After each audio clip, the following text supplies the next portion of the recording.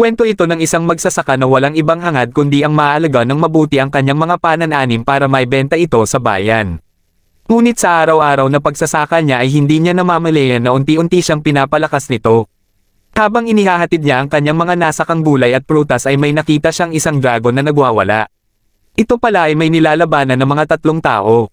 Ngunit napakalakas ng dragon na ito para talunin. Dito ay napag-isip-isip ng magsasaka na kunin ang atensyon ng dragon sa pamamagitan ng paghagis nito ng kinakain niyang carrots. Pero hindi nito akalain na sobrang lakas pala ng kanyang pagkakabato dahilan para sumabog na lang ang dragon. Nagulat ang mga tao sa nakita nila. Dali-dali naman umalis ang magsasaka para ipagpatuloy ang kanyang paglalakbay papuntang bayan. Nang papasok na siya sa bayan ay nakita niya na may isang nagmamadaling lalaki ang papalapit sa kanya at may karga-karga itong isang babae. Dali-dali naman niyang niligtas ang babae. Napilitan makipaglaban ang lalaki para makuha ulit ang babae pero hindi ito nagtagumpay. Dali-dali naman umalis ang magsasaka para ihatid ang dala niya. Nang pauwi na ito ay bigla siyang hinarang ng mga kawal na nakabantay sa gate at ito ay sa utos ng babaeng iniligtas niya kanina. Dito ay napagtanto niya na isa palang prinsesa ang kanyang iniligtas. Inalok siya nito para magtrabaho sa palasyo ngunit tumanggi siya dahil isa lamang siyang magsasaka at ito lang din ang gusto niyang gawin. Dahil sa gusto ng prinsesa na magtrabaho siya sa palasyo ay inalok naman siya na magsaka sa napakalawak na lupain malapit sa palasyo.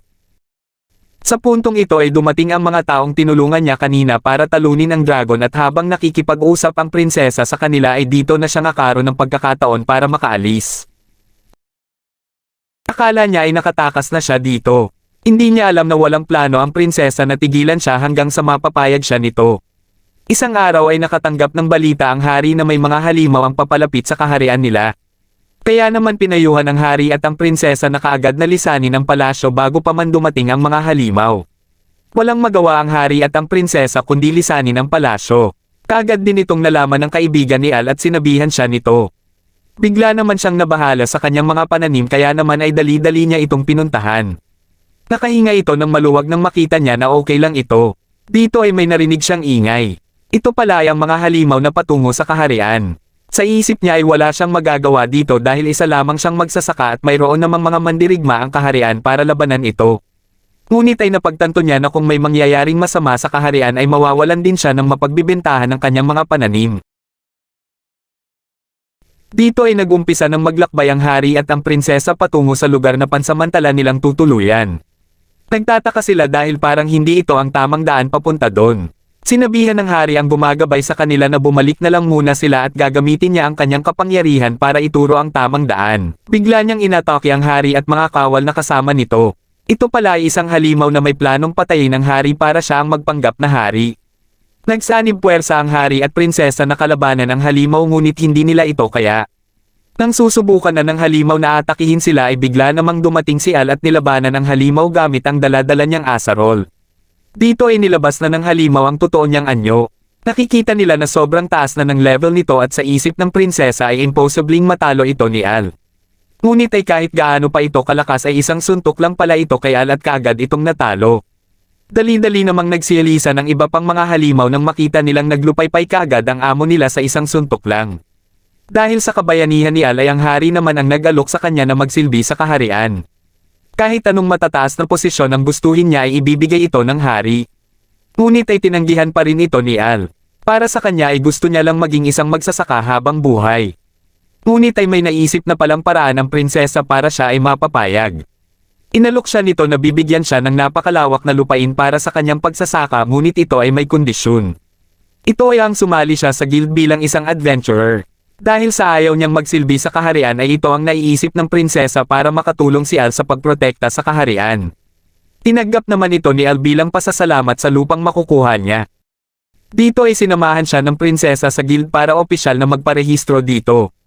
Hindi niya akalain na sikat na pala siya dito dahil sa kanyang nagawa kasama na rin ang ginawa niya sa dragon.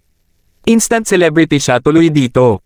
Nakilala din niya dito ang 3 adventurer na tinutungan niyang talunin ang dragon na sina Jake, Lamia at Luke. Dito ay ipinaliwanag sa kanya ng magandang dilag na si Helen ang lahat na dapat niyang malaman sa isang guild at bilang isang adventurer. Bilang isang baguhan na adventurer pa lamang ay binigyan muna siya ng madaling trabaho. Ito ay ang paghahanap lang ng isang uri ng damo. Binigyan din siya nito ng isang balabal na makakatulong para maprotektahan ang kanyang sarili sa oras na may makaharap siyang halimaw sa daan. Kaagad siyang nag-umpisa sa paghahanap at nang makukumpleto na niya ito ay may nakita siyang parang kaliskis. Hindi niya alam kung saang halimaw galing ito dahil wala ito sa listahan ng mga halimaw na posible niyang makaharap sa lugar na ito. Habang binabasa ng mabuti ang listahan ay may biglang sumulpat na halimaw sa likod niya. Kaagad siyang inatake at buti na lang ay dumating si Jake at kaagad niyang pinatay ito. Kasama din ni Jake sina Lamia at Luke dito. Nakaramdam sila ng napakalakas na aura at kasabay ng mga lindol na parang may higanteng naglalakad papalapit sa kanila. Bumungad sa kanila ang napakalaking dragon. Hindi sila makagalaw sa sobrang takot na nararamdaman nila, habang ang dragon ay patuloy na naglalakad at parang hindi sila nito napansin.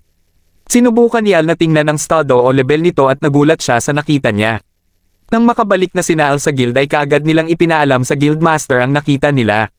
Dito ay may nabanggit silang posibleng pangalan ng dragon na ito at may biglang naalala si Helen.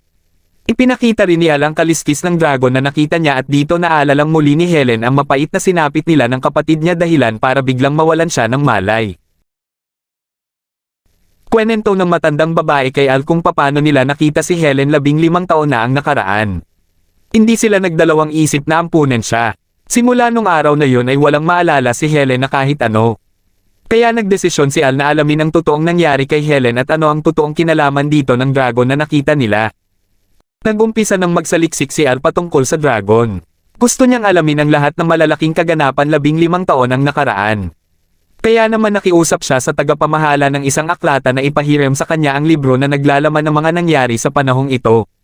Ngunit ay hindi ito pumayag sapagkat mababa pa lang ang ranggo nito at tanging may matataas na ranggo lang ang pwedeng makabasa nito.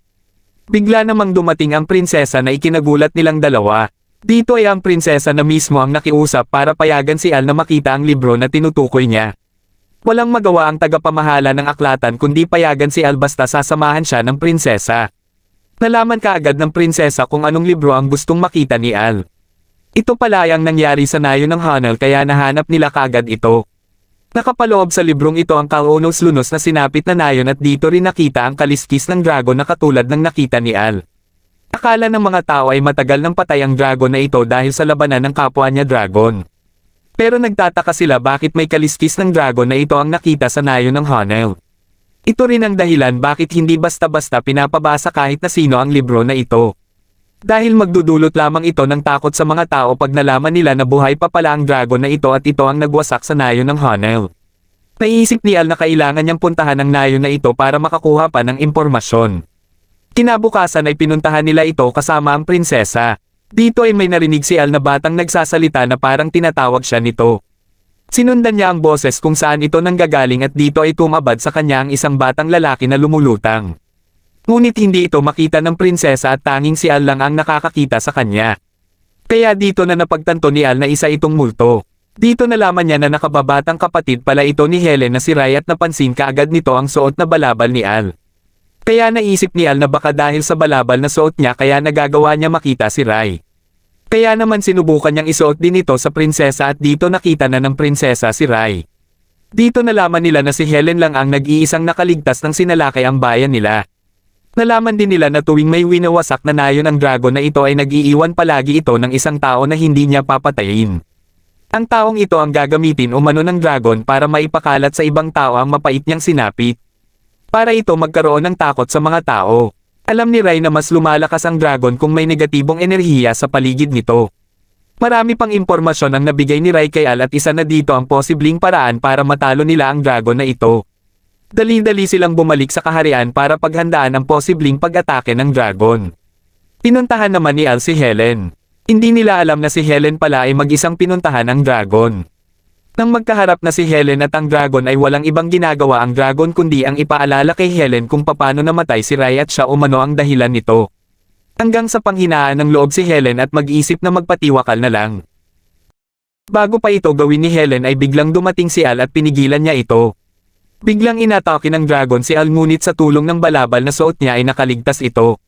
Ginantihan naman ito ni Al ng suntok ngunit ay napakalakas talaga nito. Nagpatuloy ang kanilang labanan. Walang gustong magpatalo sa kanilang dalawa. Biglang hinela ni Al si Helen at tumakbo silang dalawa. Dumadaloy pa rin kay Helen ang pakiramdam niyang siya ang may kasalanan ng lahat na nangyayari. Kaya naman sinabi ni Al na nagkita sila ni Rai at gustong ipasabi nito sa ate niya na wala siyang pinagsisisihan na iniligtas niya ang kanyang ate at karapatan umano nito na maging masaya. Ito ang paraan ni Al para mawala ang negatibong nararamdaman ni Helen na pinanggagalingan ng lakas ng dragon. Sa pamamagitan nito ay unti-unting nanghihina ang dragon hanggang sa puntong kaya na itong pabagsakin ni Al ng kanyang suntok. Dito ay biglang sinaksak ni Helen si Al. Sinubukan ni Al na uminom ng gamot ngunit ay natapon lang ito. Patuloy na inaatake ni Helen si Al. Nagtataka si Al bakit ginagawa ito ni Helen. Nang aatakihin ulit ni Helen si Al ay biglang may hamarang na isa pang dragon. Ito pala ay ang mortal na kaaway ng masamang dragon. Ipinaliwanag ng dragon na ito kay Al na sinapian na umano si Helen. Dito ay ipinahiram ng dragon na ito kay Al ang kanyang kapangyarihan para talunin ang dragon na sumapi kay Helen dahilan para siya manghina at matamba. Biglang sinugod ni Al si Helen at sinuntok sa tiyan. Namilipit ito sa sakit. Nakita pala ni Al sa mga mata ni Helen na gusto na niyang tiposin ni Al ang dragon sa loob niya kaya hindi siya nagdalawang isip na gawin ito. Nang susubukan ng itayo ni Al si Helen sa pag-aakalang wala na dito ang dragon ay biglang nagpakita ang dragon sa likod ni Helen at inatake siya nito. Susubukan nito na sapian si Al ngunit ay nagulat siya sa nakita niya sa kung ano ang nasa isip ni Al. Walang ibang iniisip ito kundi ang magtanim lang kaya hindi niya malaman kung ano ang kahinaan nito. At dahil dito ay hindi siya makasapi kay Al. Biglang tumayo ang isang dragon at kagad na inatake ang masamang dragon. Unti-unting nawala ang maitim na ulap at bumalik na ang liwanag senyales na natalo na nila ang masamang dragon.